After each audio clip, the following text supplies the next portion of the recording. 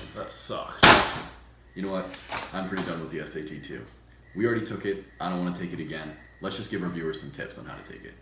Kendrick Lamar might say, be humble. But sadly, for the next few minutes, we won't be that humble. We both did quite well on the SAT, with Abe actually earning a perfect score of a 2400 at the time. So relax and let us take you through exactly how to get that perfect score. Let's get started. Well, it looks like the tables have turned. Frank will be starting us off on this wonderful PowerPoint. Indeed, I shall. Let's take a look at the basic breakdown of the modern SAT.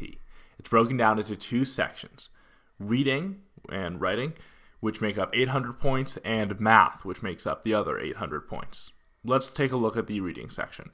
You'll have 52 questions here in 65 minutes, and it's passages or pairs of passages based on literature, history, social sciences, and natural sciences. So pretty straightforward. Next up is writing and language. Here you have 44 questions in 35 minutes. So you got to blow through these pretty quickly, but it's also pretty easy stuff. Grammar, vocabulary and context, and editing skills. So nothing that takes passage reading or analysis. Finally, you have the optional essay. One essay over a period of 50 minutes. It's graded out of 4 for reading, analysis, and writing. So you need to show clear comprehension of the passage, offer insightful analysis, and finally do so in a cohesive and well-written way. We recommend that you take the SAT essay because some schools require it, and if you do well in it, it should be easy money and it'll make you look smarter. Finally, there's math. 58 questions in 80 minutes. Algebra 1, 2, geometry, and some trigonometry will be on this section. And for some sections, you will be allowed a calculator, and some sections you will not. Now that we've dealt with the basics, Frank has one tip for you before we dive into the specifics of how to study for the SAT. Absolutely, and it has nothing to do with actual studying content. It's simply the fact that neither Abe nor I have ever paid for any sort of SAT tutoring or prep. No matter what academic background you're starting from, it's just not necessary.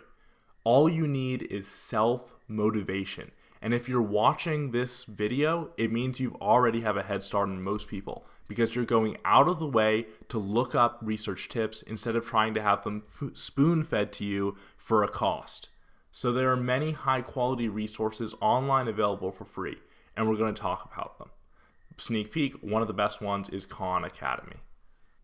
Now, Abe, can you take us into the nitty-gritties of how to study? Gladly.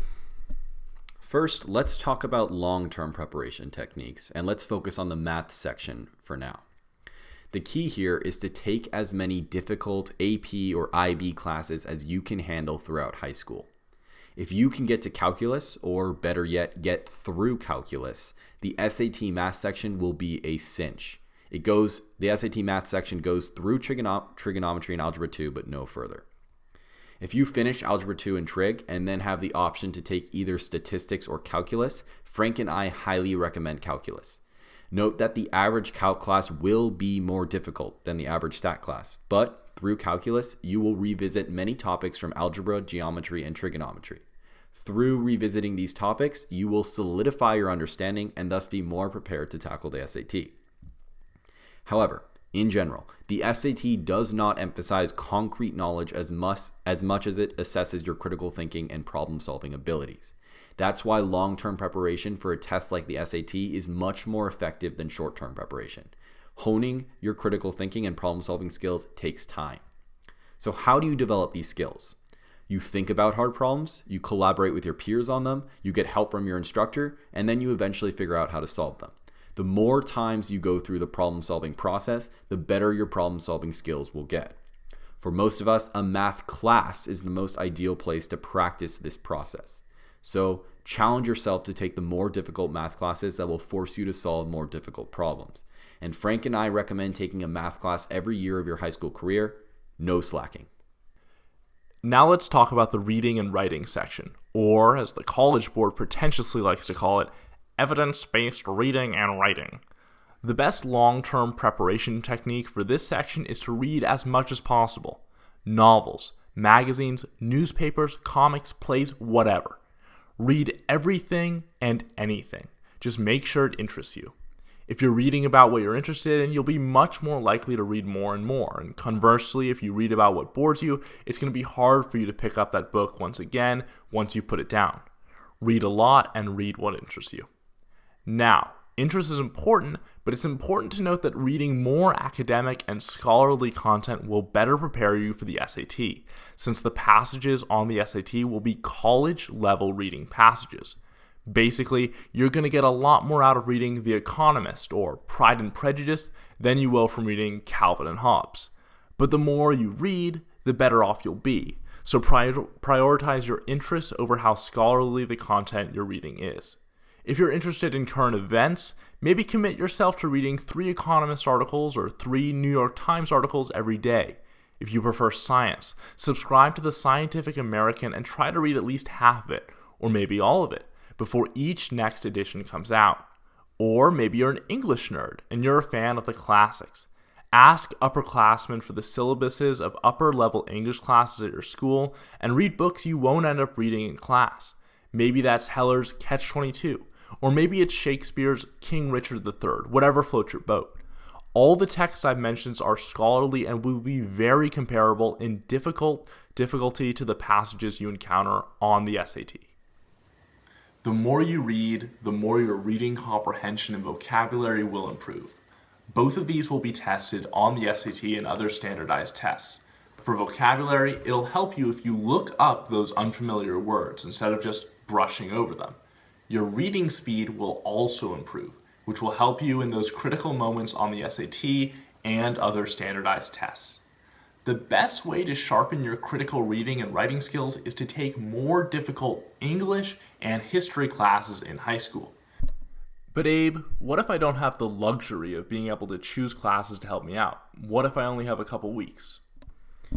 Well, Frank, lucky for you, we have also prepared some short-term preparation techniques.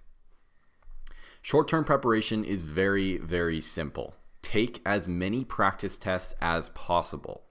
I myself went through a total of 17 SAT practice tests over the course of about a year and a half, and I really learned how to think like the exam.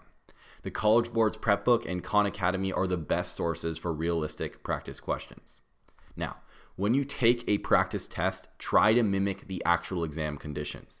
Time yourself on each section, and try to do 2 to 3 sections back to back with no breaks.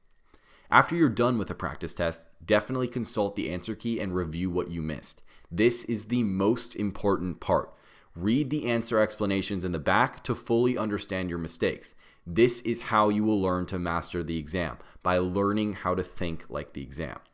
It is also immensely important to study around your mistakes. I'll provide a few examples of what this means. Let's say you miss a question on the math section about complex numbers. After reading the explanation for the question, you still feel a little shaky on the topic of complex numbers. Don't ignore this. Go to Khan Academy or YouTube or whatever website you prefer. Watch a few tutorials on complex numbers until the topic begins to sink in, and then test yourself with a few practice questions to make sure your understanding has fully solidified. Khan Academy has videos on every mathematical topic covered on the SAT, plus an assortment of practice questions. Khan is a great resource. If you need extra help, don't hesitate to ask a friend or consult your math teacher. Or maybe you missed a grammar question on singular and plural pronouns. Find a video online. Again, Khan and YouTube are great resources. And once you feel you've grasped the concept, test yourself with some practice questions, which you will definitely be able to find online. They certainly don't have to be SAT practice questions. Normal grammar test questions work just fine.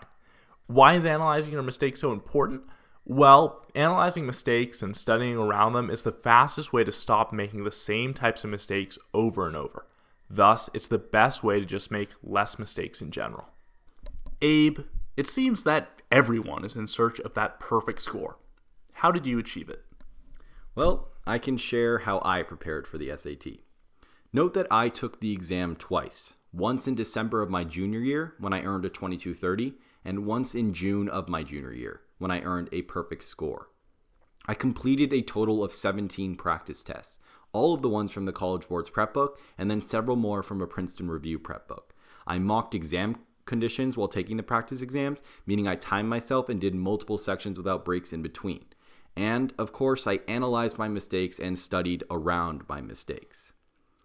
During the periods leading up to the exam, I would do 2 sections per day over the course of a week, and then a whole SAT in about 3.5 hours on Saturday or Sunday. I also found SAT vocabulary lists online and used Quizlet to cement the words into my memory.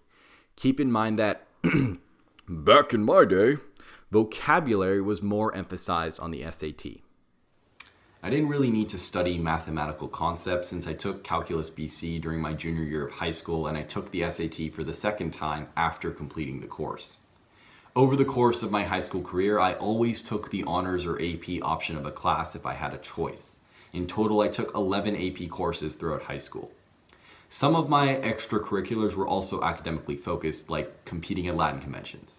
Basically, I constantly challenged myself, and my critical thinking and problem-solving skills certainly benefited. We hope you enjoyed. Please remember to like and subscribe. And comment down below if you have any questions. We'll catch you guys next Be time. humble. Sit down.